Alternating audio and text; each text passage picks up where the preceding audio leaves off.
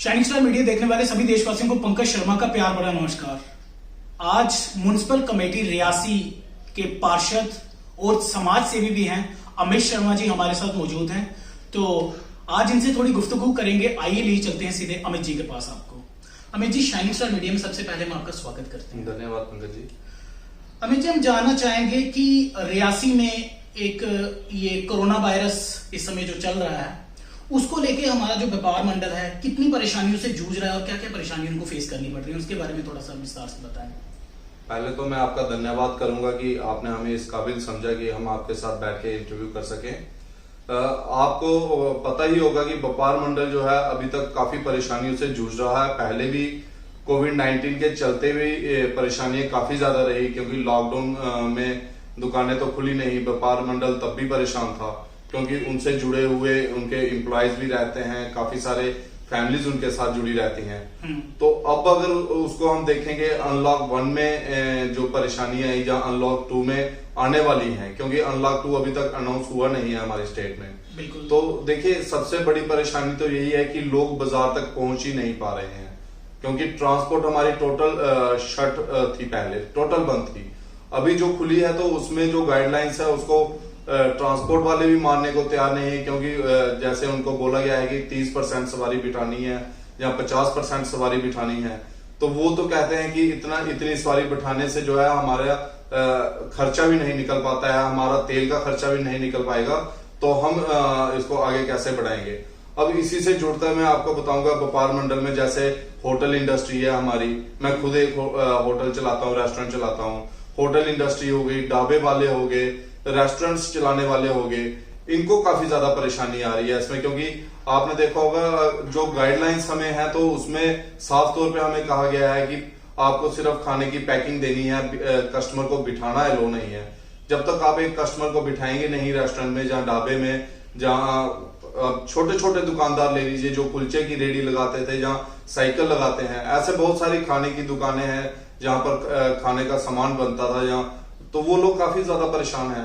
तो हम सरकार से ये डिमांड कर रहे थे। पिछले दिनों भी आपने देखा होगा कि हमने एक प्रेस कॉन्फ्रेंस भी की थी कटरा व्यापार मंडल को लेते हुए, और रंसू शिवखोड़ी का जो व्यापार मंडल है उनके बारे में बात करते हुए, और ये हमने गवर्नर साहब से, हमारे जो एलजी हैं, उनसे डिमांड की थी कि आप जो है वो अब वैष्णो देवी की यात्रा और रंसू शिवखोड़ी की यात्रा, इसके साथ साथ ही बाकी मंदिरों की भी जो है यात्रा वो स्टार्ट करवाइए। आप पहले इंट्रास्टेट करवाइए, मतलब पहले लोकल लोगों को ही यहाँ पर आने का मौका दीजिए, ताकि थोड़ा बहुत जो लोगों का रोजगार है वो चल पड़े। वहां से दुकानदार अपनी दुकानें खोल सकें, थोड़ा जब उनको लोग आएंगे वहां पर कुछ ना कुछ जरूर खरीदेंगे, कुछ खाने पीने की वस्तुएं बिकेंगी, तो उससे छोटा मोटा जो है बिजनेस में फ्लो आना स्टार्ट हो जाएगा। और अगर वो सक्सेसफुल रहता है, उससे कोई कोरोना के केसेस नहीं बढ़ते हैं इन जगहों पे, तो फिर उसके बाद हम इनसे यही कहते हैं कि उसके बाद आप इंटरस्टेट भी स्टार्ट कीजिए,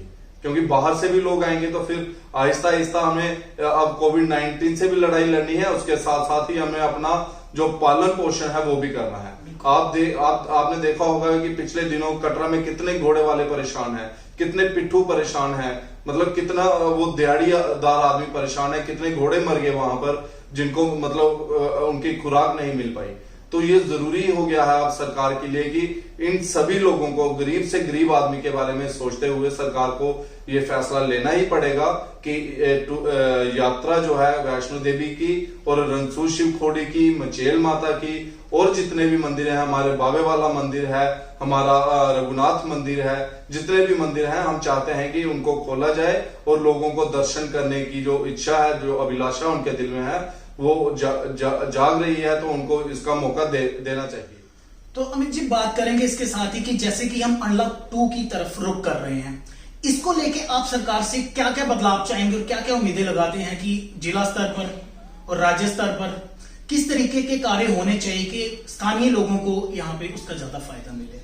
देखिए, सबसे बड़ी डिमांड तो यही है हमारी कि ये टूरिस्ट प्लेस ऐसे ही खुलेंगे, क्योंकि ये टूरिस्ट प्लेस खुलने से ये रियासी को भी इफेक्ट करते हैं, ये माहौल को भी इफेक्ट करते हैं, क्योंकि यहीं से लोग उठकर कटरा में भी काम करने के लिए जाते हैं, यहीं से लोग उठकर और भी धार्मिक स्थलों पर जहां पर टूरिस्ट प्लेसेस है, टूरिस्ट आता है, वहां पर रोजगार कमाने के लिए लोग जाते हैं। बिल्कुल। यही लोग वहां से कमा के लाते हैं और यहाँ पर खर्च करते हैं।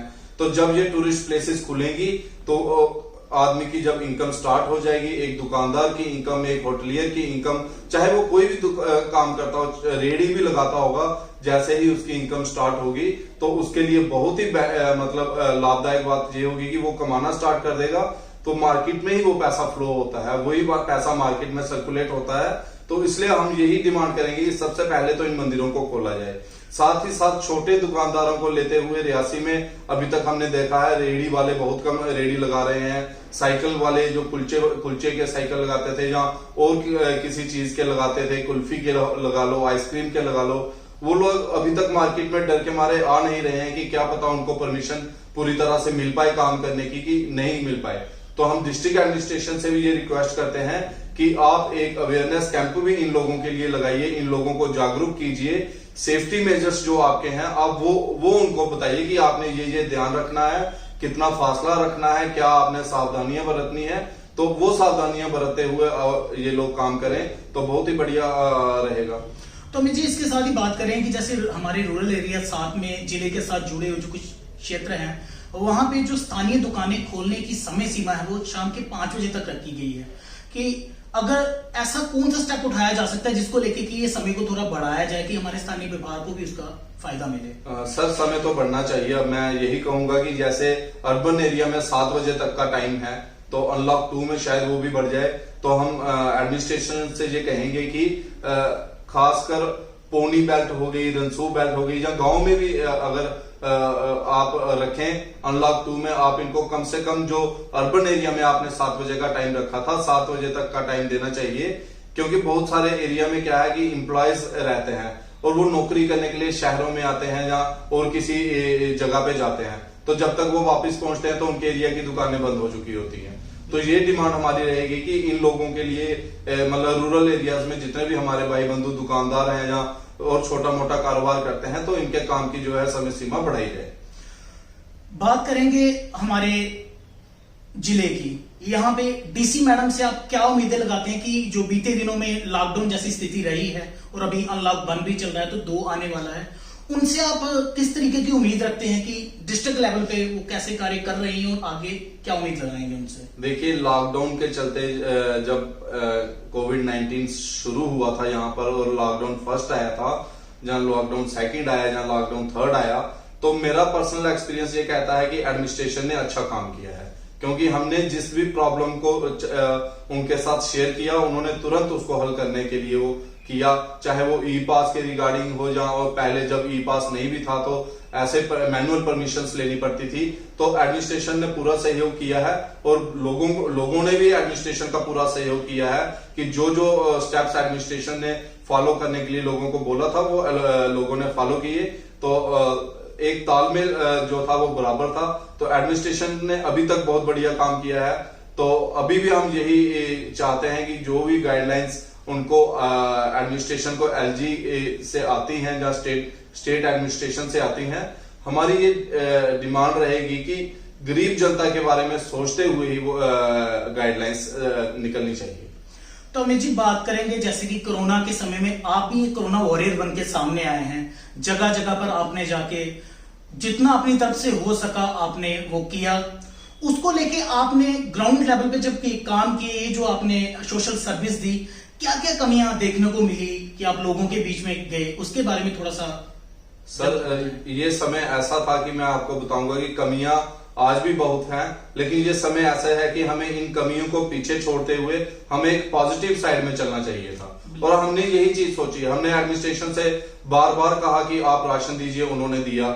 मैं अपने वार्ड की बात करूंगा, यहाँ से मैं पार्षद हूँ, तो जितनी बार भी हमने एडमिनिस्ट्रेशन को जिस भी रिलेटेड कोई इशू बताया होगा, उन्होंने कोशिश की कि वो सॉल्व हो सके। बाकी उनकी भी कुछ मजबूरियां रहती होंगी, लेकिन यह है कि हमने इस कोविड-19 के चलते बहुत सारे प्रश्न भी हमने रेज किए थे कि ये काम होना चाहिए।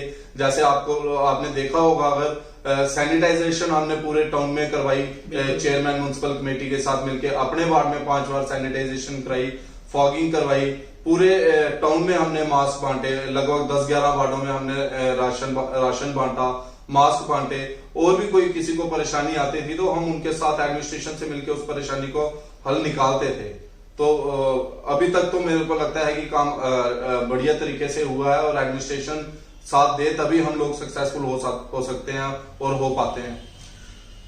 बात करें अभी जो सरकार ने न्यूली एक स्टेप उठाया है कि चाइनीज कुछ एप्स जो हैं जो हम लोगों की रोजमर्रा की जिंदगी में एक आदत बन के रह गई हैं वो बैन की हैं, उसको लेके आप सरकार के कितने फेवर में है कि ये स्टेप कितना सही है जो सरकार ने उठाया है? सर सबसे पहले तो यही है कि जो देश के लिए सोचेगा तो वही सच्चा देश प्रेमी है। तो स्टेप ठीक है, मैं स्टेप की निंदा नहीं करता क्योंकि कहीं ना कहीं एक संदेश देना जरूरी था, लेकिन इसी के साथ अगर जब हम प्रश्न करते हैं तो प्रश्न करना भी हमारा ड्यूटी बनती है, क्योंकि अपोजिशन का काम है कि गलत को गलत बोलना और सही को सही बोलना। ये यही लोग जब अपोजिशन में थे तो ये कांग्रेस सरकार को कोसते थे या मनमोहन सिंह जी को कोसते थे कि आप मतलब अगर वो हमारे 10 सैनिक मारते हैं तो आप उनके 20 सैनिक मारिए। तो आज वो सरकार कहां चली गई, या आज वो प्रधानमंत्री जी सिर्फ आर्थिक बहिष्कार क्यों करना है? अगर उन्होंने हमारे 20 सैनिक मारे हैं तो आप बोलते थे एक सर के बदले 10 सर लाने हैं, तो आज 20 के बदले 200 सर क्यों नहीं आया? आपने हमारे इतने आर्मी के जो नौजवान है, आर्मी के जवान हैं, वो शहीद हो गए, उनका बदला आपने क्यों नहीं लिया? आप कहते थे मैं आंख से आंख मिला के बात करूंगा, तो आपने आंख से आंख क्यों नहीं मिलाई? आज वो स्मृति ईरानी जी कहां पर है जो उस समय प्रधानमंत्री जी को चूड़ियां भेजने का काम करती थी कि ये प्रधानमंत्री जो है वो लड़ नहीं सकते तो चूड़ियां पहन ले। आज वही चूड़ियां नरेंद्र मोदी को भेजनी चाहिए। तो अमित जी, इसके साथ ही हम चाहेंगे कि आप हमारे चैनल के माध्यम से स्थानीय जनता को, रियासी वासियों को, पोनी वासियों को और इसके साथ सटे हुए क्षेत्र के जो जितने भी लोग हैं उनको एक ऐसा सोशल मैसेज दें कि जो इन दिनों में पीछे अभी पालन हुआ जाके, जैसे कि अभी पीछे आपने देखा होगा कि कुछ सामाजिक संस्थाएं भी सामने उभर के आई हैं कि किस तरीके की जो उनको इस समय जो चीजें हैं अपनानी चाहिए अपनी रोजमर्रा की जिंदगी में जो फायदेमंद साबित हों। देखिए, मैं तो सभी से यही रिक्वेस्ट करूंगा कि अभी कोरोना की जो बीमारी है पूरी तरह से खत्म नहीं हुई है। अभी वैक्सीन बन चुकी है, लेकिन अभी उसका ट्रायल चलेगा, काफी लंबा समय है वैक्सीन आने के लिए, मार्केट में आने के लिए।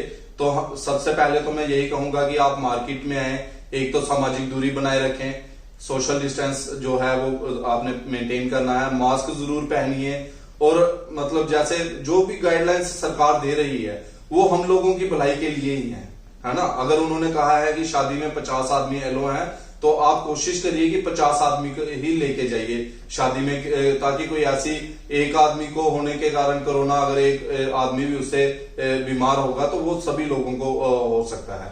तो ये सारी चीजें हैं जरूरी। इसके साथ साथ ही आप आपके मोहल्ले में, आपके शहर में, आपके गांव में अगर कोई आदमी कोरोना से पीड़ित है या बाहर से कोई आदमी आपको लगता है कि चोरी छिपे आ गया है और वो छुपा रहा है अपनी आइडेंटिटी की मैं नहीं आया, तो आपकी ड्यूटी बनती है कि आप जो है एडमिनिस्ट्रेशन को बताइए ताकि उनको जो है होम आइसोलेशन या क्वारंटाइन में रखा जाए, ताकि उसकी वजह से उसके परिवार को अगर कोई ऐसी प्रॉब्लम ना हो जाए अगर उसको हो। तो ये बहुत सारी चीजें हैं जो मैं लोगों से कहना चाहूंगा कि आपको जो भी गाइडलाइंस सरकार देती है आपकी भलाई के लिए हैं, उनको फॉलो करिए। ये जल्द ही ये बीमारी का जो प्रकोप है कोविड-19 का ये खत्म हो जाएगा। तो आपकी सेहत ठीक रहनी चाहिए, परिवार ठीक रहना चाहिए, बाकी काम में तेजी, काम में मंदा ये हमेशा चलता रहेगा। हाँ, अपने एरिया में अगर कोई गरीब आदमी है जो जरूरतमंद है, अगर आप उसकी हेल्प कर सकते हैं तो आप उसकी हेल्प जरूर करिए। अगर आप नहीं कर सकते, आप किसी और को बता सकते हैं कि इसकी ये रिक्वायरमेंट है, अभी इसके पास पैसे नहीं है, तो आप उसकी मदद किसी ना किसी के थ्रू भी करवा सकते हैं। तो ये मैं यही संदेश दूंगा कि जरूरतमंद की मदद जरूर करें। तो अमित जी, अंत में एक चीज मैं और पूछना चाहूंगा आपसे कि जैसे कि हमारे स्टूडेंट्स इन दिनों में ये कोरोना को लेके पढ़ाई में उनको बड़ी सारी दिक्कतें आई हैं, जो उनकी एजुकेशन है, उसको लेके आप सरकार से क्या अपील करना चाहेंगे कि किस तरीके से जो स्टेप उठाने चाहिए जो उनके लिए फायदेमंद साबित हों? देखिए, मुझे लगता है कि अभी तक सरकार जो भी सोच रही है या जो भी उन्होंने डिसीजन लिए हैं वो स्टूडेंट्स के हित में ही है, क्योंकि एक भी आदमी, जैसे अभी अगर स्कूल्स खोल दिए जाएं तो एक भी बच्चा अगर कोई किसी के संपर्क में आ जाए तो वो घर में जाएगा, फैमिली में जाएगा या और बच्चों के संपर्क में आएगा, तो कुछ भी बड़ी प्रॉब्लम हो सकती है। और हमारे से ज्यादा बुद्धिमान लोग जो हैं वो एडमिनिस्ट्रेशन में, हायर अथॉरिटीज जो हैं वो बैठी हुई हैं, वो अच्छा फैसला ले रही हैं। हम यही कोशिश करेंगे।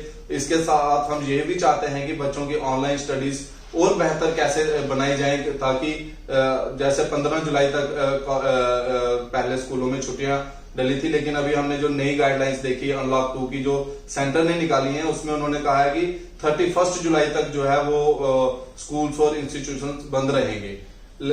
तो अब स्कूल्स वालों को और बाकी इंस्टीट्यूट वालों को ये चाहिए कि ऑनलाइन स्टडीज को इम्प्रूव कैसे किया जाए, उन चीजों पे उनको ध्यान देने की जरूरत है। क्योंकि पहले जैसे व्हाट्सएप के थ्रू चलाई जा रही थी कुछ स्कूल्स में तो एप्स के थ्रू चलाई जा रही थी, लेकिन जहां पे व्हाट्सएप के थ्रू चलाई जा रही थी उसको और इम्प्रूव कैसे किया जाए, इन चीजों के बारे में सरकार को भी सोचना चाहिए। अगर स्कूल्स नहीं खोले जाते तो सरकार की तरफ से कुछ ट्रेनिंग प्रोग्राम्स प्राइवेट स्कूल्स को, गवर्नमेंट स्कूल्स को चलाए जाएं कि वो ऑनलाइन स्टडीज कैसे शुरू कर सकें और बेहतर तरीके से, बेहतर मीडियम से, जिससे कि बच्चे जो है घर बैठकर, जहां मोहल्ले में अगर 10-10, 20-20, 50-50 बच्चों के लिए ऐसी फैसिलिटीज की जाए सोशल डिस्टेंसिंग के थ्रू, कि वो वहां पर बैठ के पढ़ सकें। धन्यवाद अमित जी। तो आपने देखा, ये थे हमारे साथ समाज सेवी और पार्षद अमित शर्मा जी। इसी के साथ पंकज शर्मा को दीजिए इजाजत। नमस्कार।